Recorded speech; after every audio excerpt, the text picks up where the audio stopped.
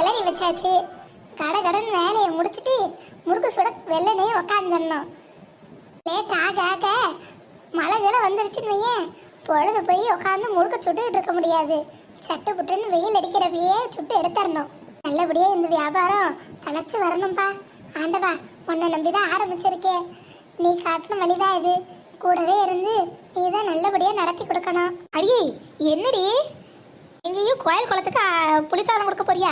எதுக்கு இப்படி குண்டா புளிசாதத்தை உட்காந்து ஒத்தால கிளறிக்கிட்டு இருக்கவ? இது ஊருக்கெல்லாம் இல்ல, நமக்கு தான். என்னடி இன்னைக்கு சோறை வடிச்சு குழம்பு வைக்கலையா? என்னமோ ஊருக்கு போற மாதிரி கட்டு சொத்த கிளறிக்கிட்டு இருக்கவ?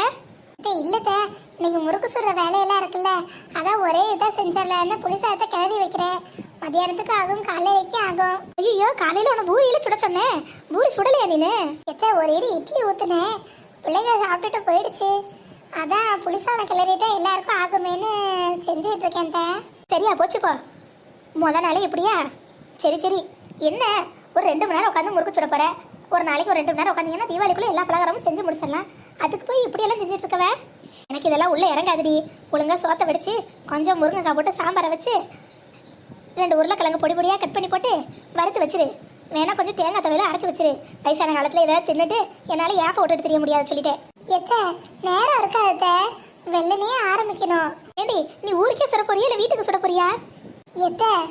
அது ஒன்றும் இல்லத்த, நாங்கெல்லாம் சேர்ந்து புதுசாக தீபாவளிக்கு முறுக்கு அதிரசம்லாம் வியாபாரமாக சுட்டு தரலான் இருக்கோம். அதான் நேரமாகவே எல்லாத்துக்கும் சேர்த்து நானே இங்கே புளியோதரை கிளறி வச்சுட்டேன். எல்லாரும் இன்னும் கொஞ்ச நேரத்தில் வந்துடுவாங்கத்த. சட்டு புட்டுன்னு வேலையை ஆரம்பிச்சாதானே சொன்ன மாதிரி எல்லாம் செஞ்சு முடிக்க முடியும். ஏண்டி, என்ன நினச்சிக்கிட்டு இருக்க? வீட்டில் இருக்க வேலையே செய்ய முடியலையா? இதில் ஊருக்கெல்லாம் முறுக்கு அதிரசம் சுட்டு கொடுக்குறாளாமே. இங்கே என்ன காசுக்கு பஞ்சமா பணத்துக்கு பஞ்சமா? என் மாமன் ஒன்றும் நல்லா தானே வச்சிருக்கா. அப்புறம் எதுக்கிட்டே வேலை செய்யணும் வெட்டி செய்யணும்னு கடந்து அலையிறவ? இல்லத்த, 4 காசு கையில் இருந்தா நமக்கும் நல்லது. நான் சம்பாரிச்சா அவருக்கு கொஞ்சம் ஒத்தாசையா இருக்கும். அப்படியே நீங்க சொன்ன மாதிரி முல்லை கல்யாணத்துக்கு என்னால முடிஞ்சதையும் செய்வேன்ல. அப்படி போட அருவால. என்னடா சோளையம் குடுமி சும்மா ஆடாதேன்னு பார்த்தேன். இப்போ எல்லாம் விஷயம் புரியுது. உன் தங்கச்சிக்கு சீர் சரத்தி செய்ய என் மகன்கிட்ட காசு கேட்கக்கூடாதுன்னதுக்கு நீங்கள் களத்தில் இறங்கிட்டீங்களோ? அடியே, நீ கொடுத்தாலும் இது ஏன் வீட்டு காசு தாண்டி. ஏதோ புதுசா பொழப்பு தர பண்ண போறோம். நல்லா இருந்தாலும் 4 நல்ல வார்த்தை சொல்லுங்க. அதை விட்டு இப்படி ஆரம்பத்திலே கத்தாதீங்க. ஏன்டி சொல்ல மாட்டேன்? ஏன் சொல்ல மாட்டேன்? எனக்கே புத்திமதி சொல்ற அளவுக்கு நீ வளர்ந்துட்டில்ல, அப்படிதான் பேசுவேன். பேசு பேசு. இதெல்லாம் எத்தனை நாளைக்கு நானும் பார்க்கேன். நீ கொடுத்தா உன் ஆத்தாக்காரி ஒண்ணுமே சொல்லாம வாங்கி வச்சுக்குவா. அதானே நீ ஆடிக்கிட்டு இருக்க? இருக்கட்டும் இருக்கட்டும், உன்னை எப்படி அடக்கணும்னு எனக்கு தெரியும். என் மாமன் வரட்டும், அப்புறம் பேசிக்கிறேன். அவர்கிட்ட சொல்லிட்டேன். அவரெல்லாம் ஒன்றும் சொல்லலை, உன் விருப்பம் போல பண்ணிட்டாரு. நீங்க இன்னைக்கு ஒரு நாள் மட்டும் கோச்சிக்காம இந்த புளியோதரையை சாப்பிடுங்க. நாளைக்கு வேணா நீங்க கேட்ட மாதிரி நேரமே எல்லாம் செஞ்சிடறேன். இன்னைக்கு நேரம் ஆயிட்டுத. இன்னைக்கு புளிசாதம் தான், எல்லாருக்கும் சேர்த்து தான் செஞ்சிருக்கேன். உங்களுக்கு வனசாக்கு உமாக்கு நெடுவாளிக்கு எல்லாரும் மதியானம் ஒன்னா சாப்பிட்டுக்கலாம். நான் இம்புட்டு தூரம் சொல்றேன், ஊருக்கே வேற கூப்பிட்டு சோறு போடுற. எவன் வீட்டு காசு? என் மகன் அள்ளும் மகளும் கஷ்டப்பட்டு அரிசி முட்டையை வாங்கி போட்டா நீ ஊருக்கே அன்னதானம் பண்ணுவியாக்கோ?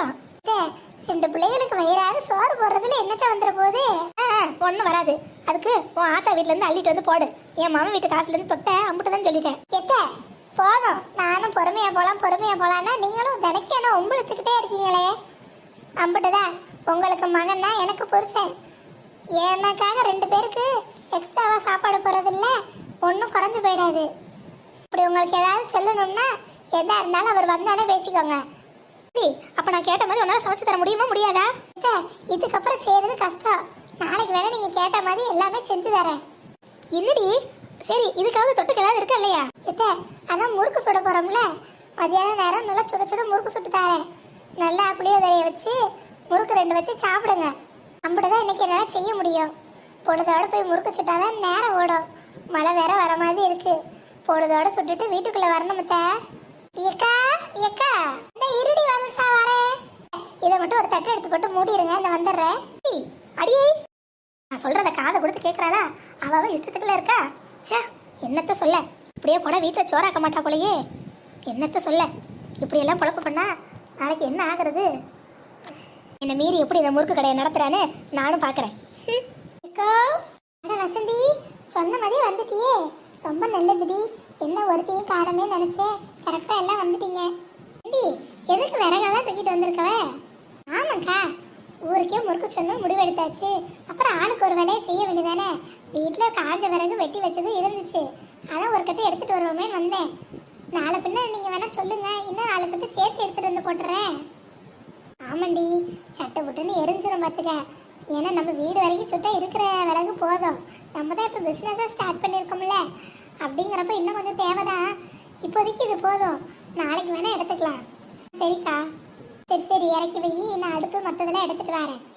சரிக்கா, நீங்கள் அடுப்பை மட்டும் முதல்ல கொடுங்க, நான் அடுப்பை மூட்டி கடாயை வைக்கேன், நீங்கள் மாவு பசிங்க.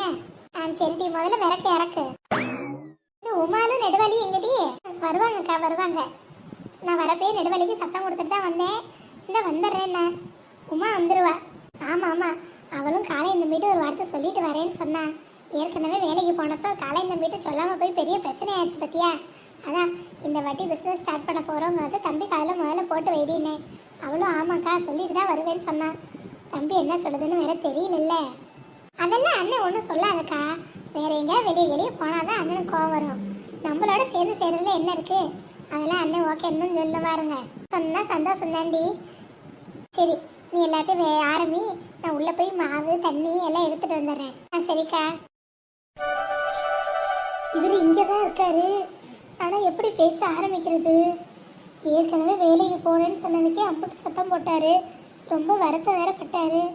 இப்போ எப்படி ஆரம்பிக்கிறதுன்னு தெரியலையே. சரி, ஏதாவது சொல்லி பேச ஆரம்பிப்போம், எப்படியாவது சொல்லிடுவோம். ஏங்க ஆகுமா? என்ன பின்னாடி கூப்பிட்டு முன்னாடி வந்து நிற்கிறவ? ஒன்றும் இல்லை மாமா, கணக்கு பார்க்குறீங்களோ?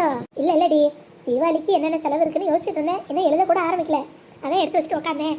பணம் சேர்க்கணும்ல, ஏன்னா புது துணி எடுக்கணும், பலகாரம்லாம் சுடணும், எல்லா வேலையும் இருக்குல்ல. இந்த மாதிரி இருந்தால் நீ கேட்கறதுக்குள்ளேயே நான் எல்லாம் எடுத்து கொடுத்துருவேன். இப்போ நாள் நெருங்கிருச்சு, இன்னும் ஒன்றும் வாங்கலைல்ல, அதான் ஏதாவது கணக்கு போட்டு ஒரு பக்கம் வாங்கணும்னா செஞ்சு விட்றலான்னு பார்க்குறேன். சரி, நீ ஏதோ சொல்ல வந்தியே, அது என்ன? மாமா, பலகாரம்லாம் மல்லிகாக்கா சுடுறேன்னு இருக்காங்க. ஆஹா, தீபாவளி வந்துருச்சுங்கிறது அன்னி மூலியமாக நமக்கு ஞாபகமே வருது. தீபாவளினா அப்படி முறுக்கு அதிரசம்னு சுட்டு கொடுத்தா தானே நல்லாயிருக்கும். அதான் நானும் கூட. ஓடி, இதில் என்ன இருக்குது? அன்னைக்கு ஒத்தாசியாக வேறு யார் இருப்பா சொல்லு. போய் எல்லாமே செஞ்சு கூட இருந்து கற்றுக்க. சரி மாமா. அது மட்டும் இல்லை, அக்காவும் ஒரு யோசனை சொன்னாங்க. என்ன? வீட்டுக்கு செய்கிற மாதிரியே கேட்குறவங்களுக்கெல்லாம் செஞ்சு கொடுத்தா நல்ல லாபம் பார்க்கலாம் தீபாவளி நேரம். அதான் அக்கா, என்ன வனசா நெடுவாளி எல்லாம் சேர்ந்து இப்போ ஒரு பிஸ்னஸ் மாதிரி பண்ணலான்னு முடிவெடுத்திருக்கோம். என்னடி சொல்கிற? ஆமாம் மாமா, நீங்கள் ஒன்றும் பண்ண மாதிரி கோவப்படாதீங்க. நீங்கள் சரியாக சம்பாதிக்கலனோ, உங்களுக்கு வாங்க முடியலனோ நான் ஒன்றும் செய்ய போகல. அக்கா செய்கிறாங்க, கூட நம்மளும் செஞ்சால் நம்ம கையிலேயும் 4 காசு இருக்கும்ல, அக்காவுக்கும் உதவி பண்ண மாதிரி இருக்கும். இல்லை உமா, அது உனக்கு எதுக்கு கஷ்டம்னு தான். ஐயா மாமா, எனக்கு இதில் ஒரு கஷ்டமும் இல்லை. பொழுதுனைக்கு நீங்கள் வேலைக்கு போனதுக்கப்புறம் வீட்டில் ஒத்தால தனியாக இருக்கேன். இதனால் நாங்கள்லாம் சேர்ந்து ஒன்று மணி தான் வேலை செஞ்சுக்கிட்டு இருப்போம். காசுக்கு காசும் ஆச்சு, போர் அடிக்காமல் இருக்கும் பார்த்தீங்களா. நான் போய் செய்கிறேன் மாமா, வேணான்னு மட்டும் சொல்லாதீங்க. சரி, போயிட்டு வா, எனக்கு ஒன்றும் பிரச்சனை இல்லை. நீங்கள்லாம் சேர்ந்து செஞ்சால் ஒன்றும் தப்பும் கிடையாது. மற்றவங்கள்ட்ட கை கட்டி வேலை பார்க்குறதுக்கு பொம்பளை எழுதி எல்லாம் சேர்ந்து புதுசாக தொழில் தொடங்கி நீங்களே முதலாளியாகவும் இருந்தால் எங்களுக்கு சந்தோஷம் தான். போயிட்டு வாங்க. தேங்க்ஸ் மாமா. நான் கூட ரொம்ப பயந்துக்கிட்டே இருந்தேன், என்னடா வேணான்னு எதுவும் சொல்லிடுவீங்களோன்னு. சரி, அப்போ நான் போயிட்டு வரேன். உங்களுக்குள்ளே சமைச்சு வச்சுருக்கேன், போட்டு சாப்பிடுங்க. நான் வர சாயங்காலம் ஆகிட்டோம். அடிக்கி வீட்டிலேருந்து வெளில போனோன்னா சாவி எங்கே கொடுத்துட்டு போட்டோம்? வீட்டை போட்டு சாவியே எங்ககிட்ட வந்து கொடுத்துட்டு போங்க. சரி, எப்படி சந்தோஷம் இவளுக்கு. வெளியே சொல்லனாலும் உள்ளே எனக்கு ஒத்தாசையாக இருக்கணும்னு அவளுக்கு தோணுது. அதான் அதை செய்யலாமா இதை செய்யலாமான்னு யோசிச்சுக்கிட்டே இருக்கா. சரி, அக்னியோட தானே சேர்ந்து செய்கிறா, செஞ்சுட்டு போட்டோம். ஏண்டி, முறுக்கு செய்கிறது சரியா தானே இருக்கும்? அக்கா, இதுதான்க்கா நல்லா இருக்கு, பார்க்கையும் பார்வையாக இருக்கு, வெள்ளை வெள்ளையனும் இருக்கு. மக்கள் இப்படி தான் எதிர்பார்ப்பாங்க. அக்கா, அதெல்லாம் உங்களுக்கு சந்தேகமே வேணாம். உங்கள் முறுக்குக்கு ஊரே அடிமை. ஏன் கிளம்புறப்போ உங்கள் கொழுந்தனே அண்ணி முறுக்கு விற்றாங்கன்னா நானே வாங்கி சாப்பிடுவேனேன்னு சொல்லிட்டு தான் ஒம்புழுத்துட்டு இருந்தாரு. ஏண்டி, கொழுந்தனுக்கு காசுக்க விற்போம், நீ வேற ஏண்டியே? இல்லைக்கா, எல்லாம் ஒரு தமாசுக்கு தான். நான் கூட ரொம்ப பயந்துக்கிட்டே போய் சொன்னேங்க்கா.